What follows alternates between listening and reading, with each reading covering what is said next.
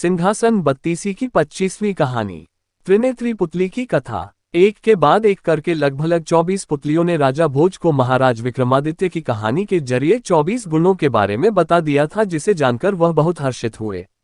इसके बाद बारी थी 25वीं पुतली की। जैसे ही राजा भोज सिंहासन की ओर बढ़े, उन्हें 25वीं पुतली ने रोक लिया और कहानी के माध्यम से महाराज विक्रमादित्य के एक और महान गुण के बारे में बताने लगी। हमारे चैनल को सब्सक्राइब जरूर करना, क्योंकि आपके बहुत काम आएगा। महाराज विक्रमादित्य अपनी प्रजा को अपनी संतान के जैसा मानते थे और हर हाल में सुखी देखना चाहते थे।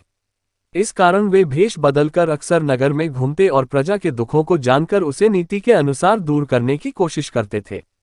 शायद यही कारण था कि महाराज विक्रमादित्य की प्रजा सुखी और संपन्न थी।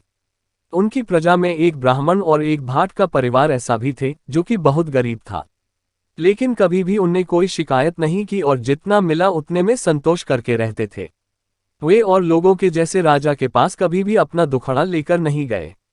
उनका मानना था कि उन्हें भगवान जो जरूरत के हिसाब से पर्याप्त अन्न और धन दिया है। धीरे धीरे समय बीतता गया और अब ब्राह्मण और भाट दोनों की पुत्री की आयु विवाह योग्य हो गई थी, लेकिन उनके पास इतना धन नहीं था कि वे अपनी पुत्रियों का विवाह करवा सकें, क्योंकि वे दिन भर में जितना भी धन अर्जन करते थे वह केवल उसी दिन के लिए ही पर्याप्त हो पाता था। दोनों के पत्नियों ने अपने पति के सामने पुत्रियों के विवाह की और अपर्याप्त धन की बात कही।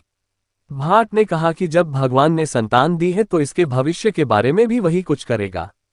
उधर ब्राह्मण ने कहा कि थोड़ा समय दो, कुछ न कुछ हो जाएगा। लेकिन दोनों की स्थिति पहले के जैसी ही रही। एक दिन भाट ने विचार किया कि ऐसा कुछ भी नहीं होने वाला, मैं दूसरे देश जाकर वहां से धन कमाकर लाऊंगा। इधर ब्राह्मण ने सोचा कि वह जिन यजमानों के यहाँ पूजा पाठ करता है उनसे कुछ बात करके देखूंगा। भाग ने दूसरे दिन ही गमन कर दिया और कई देशों में जाकर सेठ, राजा, महाराजाओं को अपने नाटक और मजाकिया बातों से हंसा हंसा कर खूब खुश किया और बदले में उन्होंने भाट को बहुत सा धन उपहार के रूप में भेज दिया।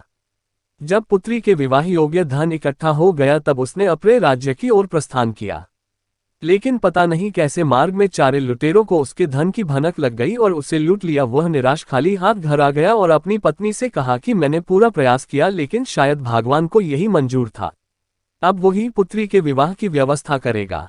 तब दुख और गुस्से के आवेश में पत्नी के कहा कि तुम तो ऐसे बोल रहे हो कि जैसे भगवान राजा विक्रमादित्य को सपने में कहेगा हमारी मदद करने के लिए।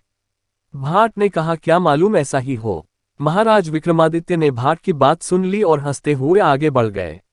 वहीं दूसरी ओर ब्राह्मण ने भी अपने यजमानों से घुमाफिरा कर धन की बात की, लेकिन किसी ने भी उसकी बात पर गौर नहीं किया और वह भी खाली हाथ अपने घर आ गया और अपनी पत्नी को सारा बात बता दी।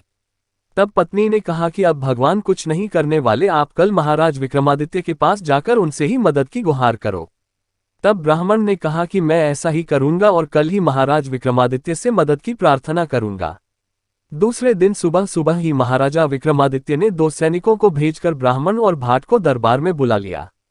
महाराज ने भाट को 10 लाख स्वर्ण मुद्राएं दी और विवाह की शुभकामनाओं के साथ विदा किया। वहीं दूसरी ओर ब्राह्मण को केवल 10,000 स्वर्ण मुद्राएं देकर ही विदा कर दिया। तब महाराज से एक दरबारी ने पूछा कि महाराज आपने दोनों में भेदभाव क्यों किया।